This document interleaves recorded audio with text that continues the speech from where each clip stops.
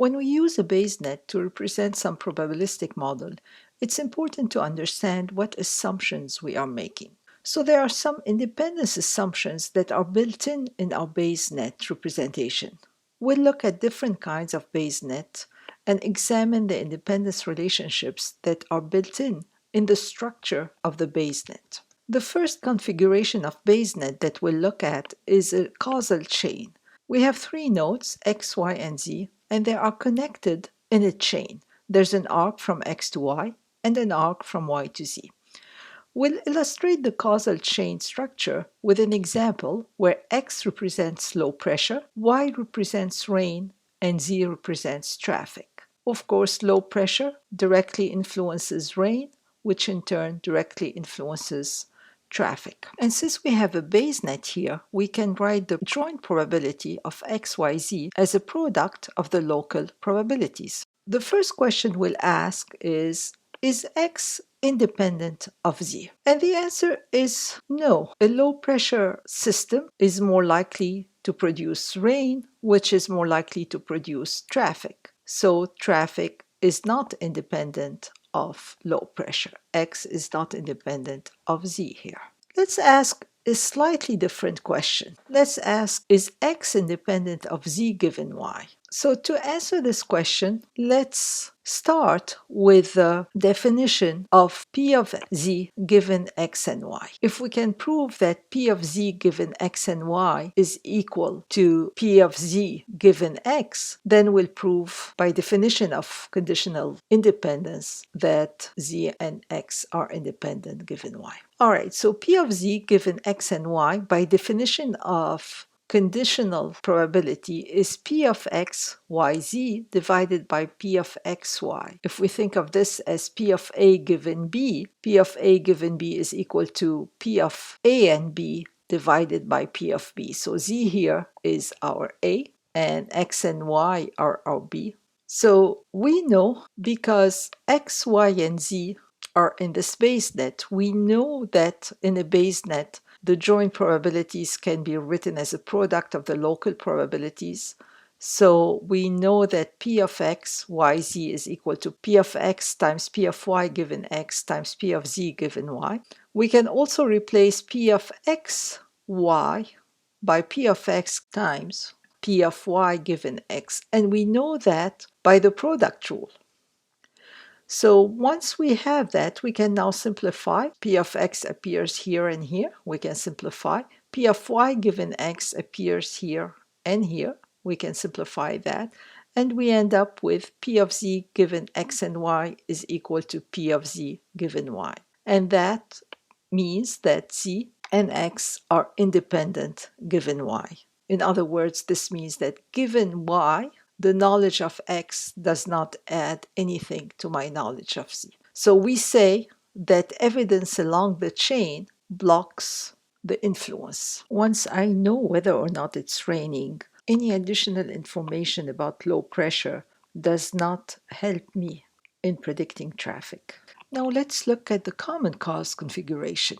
In this configuration, the nodes are connected not in a chain, but they form a tree, an upside down tree. So node Y directly influences node X and node Z.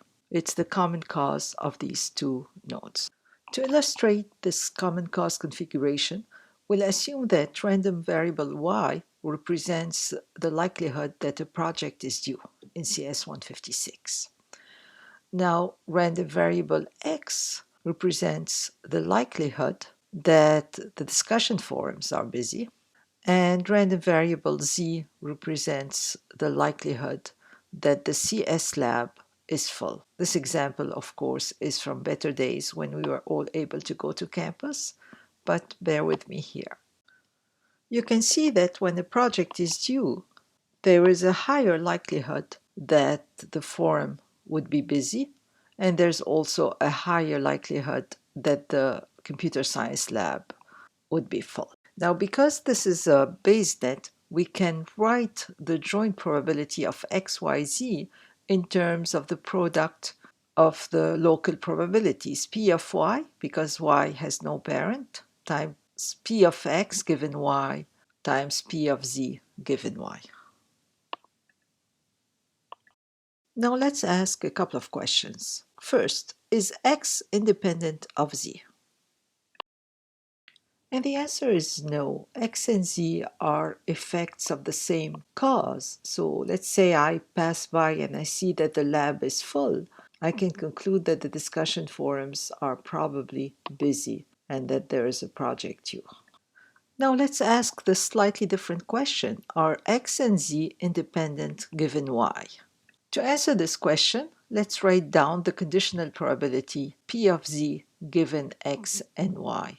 If we find out that this quantity here is equal to P of z given y, then that would be our proof that x and z are independent given y. So we have a basenet here. We can write the joint probability of xyz in terms of the product of the local probabilities. So let's replace Pxyz by the product, P of y times P of x given y times P of z given y. Now P of xy can also be written by the product rule as P of y times P of x given y. Now we can simplify. We have P of y here and there. We also have P of x given y here and there. And we get P of z given y. So since P of z given xy is equal to P of z given y, that means by definition of conditional independence that x and z are independent given y. So here observing the cause blocks the influence between the effects. If I know that a project is due, seeing that the lab is full is not going to give me any additional information about the discussion forums. And now let's examine the last BaseNet configuration. In this configuration, we have a common effect structure. So we have two nodes that directly influence a third node. For our example, S represents the likelihood that it's sunny. A represents the likelihood that Anna gets an A on her midterm, and H represents the likelihood that Anna is happy. So our first question is, are X and Y independent? X here is S and Y is A. Then the answer is yes. The weather has nothing to do with whether Anna gets an A or not. That depends only on whether Anna studied, had a good night's sleep, and so on. So the weather and the grade both make Anna happy, but they're not otherwise related. And our next question is, are X and Y independent given Z? In other words, if I know that Anna is happy, are the weather and the grade independent? And the answer here is no. So let's say Anna sends me a text saying, "Oh, I'm so happy." She doesn't mention her grade, she doesn't mention the weather. I look outside and I see that it's rainy. It's not sunny. I can conclude that Anna probably got an A on her midterm since she's so happy. So Anna's happiness puts the grade and the weather in causal competition. In this configuration, observing an effect activates the influence between the possible causes. So far, we have seen the independence relationships in basenets that have a very specific structure: causal chain, common cause, or common effect. But what about more complex basenets that do not fall under one of these configurations? We'll try to answer conditional independence questions for these more general basenets next. So the general question is, given a basenet, are two variables independent given some evidence? How do we address this question?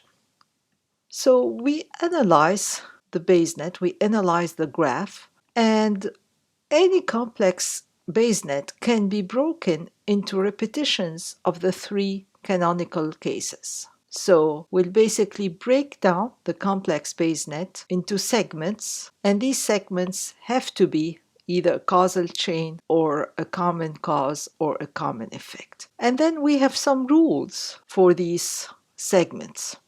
So a triple is basically a segment of the basenet that includes three nodes. We'll say that a triple is active when the influence can flow between the nodes in the triple. So when we have a causal chain x to y to z, and y is unobserved, y is the node in the middle, we'll say that that's an active triple because x and z are not independent here. Now, once we observe y, and the yellow here indicates that this y is observed, this triple becomes inactive. That means that x and z here are independent given y. For common cause triple, x and z are not independent if we don't know y, but once we observe y, x and z become independent given y. So this triple here, where y is observed, is inactive. There's no influence that can flow between x and z, whereas here it's an active triple.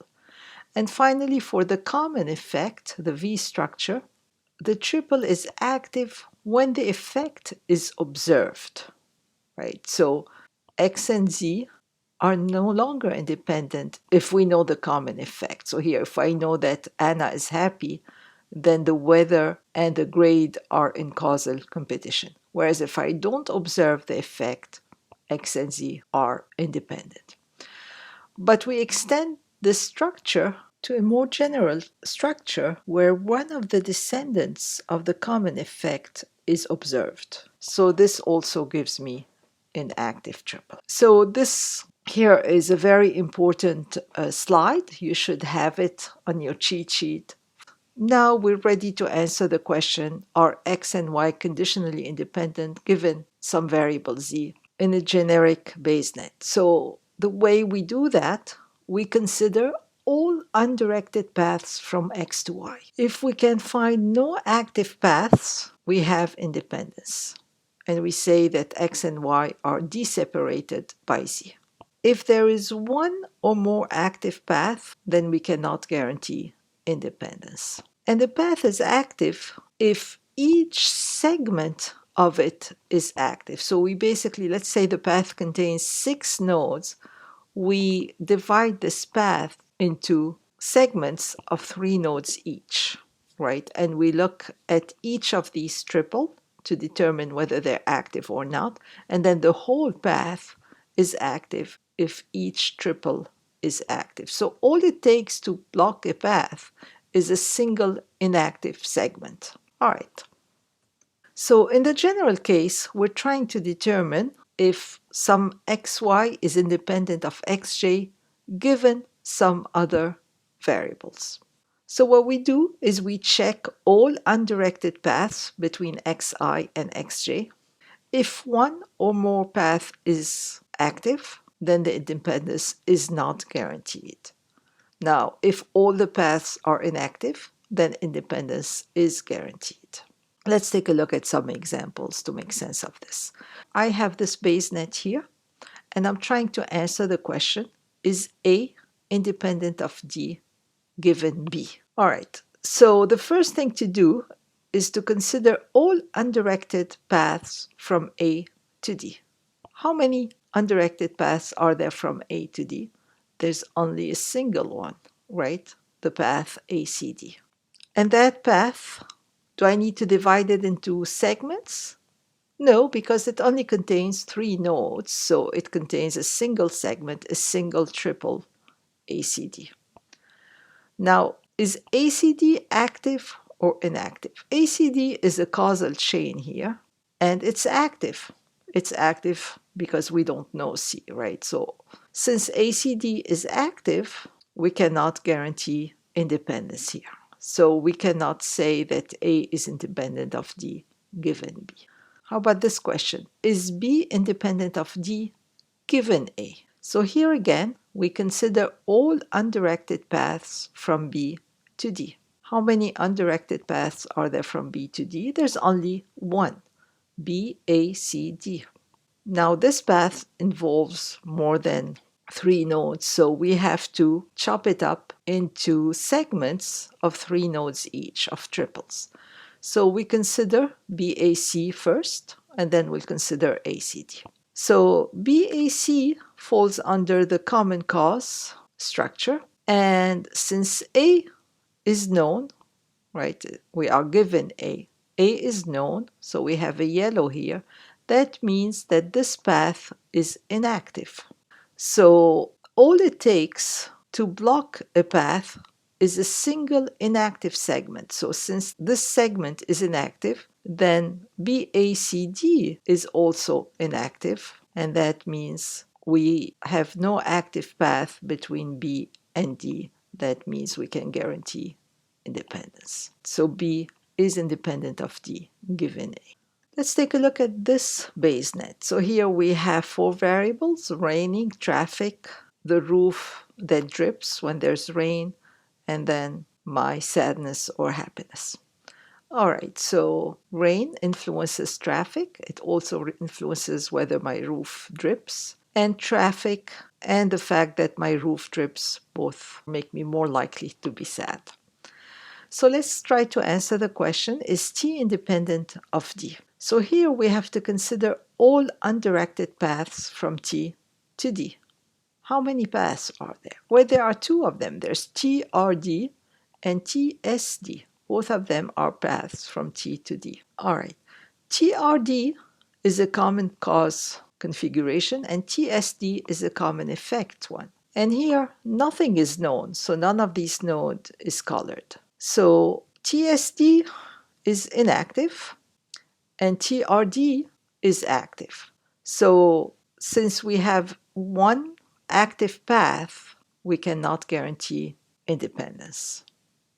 Now with the same BaseNet, let's ask a slightly different question. Is T independent of D given R? So here we still have to consider all the undirected paths from T to D. We still have 2 of them, TSD and TRD, but now R is given. It's colored in yellow. So TSD is still inactive, and TRD, which used to be active before we observed R, is now inactive. So there's no more influence between the effects. So since these 2 paths are inactive, we can guarantee independence. So T is independent of D given R. What if we add one more observed variable, S? So is T independent of D given R and S?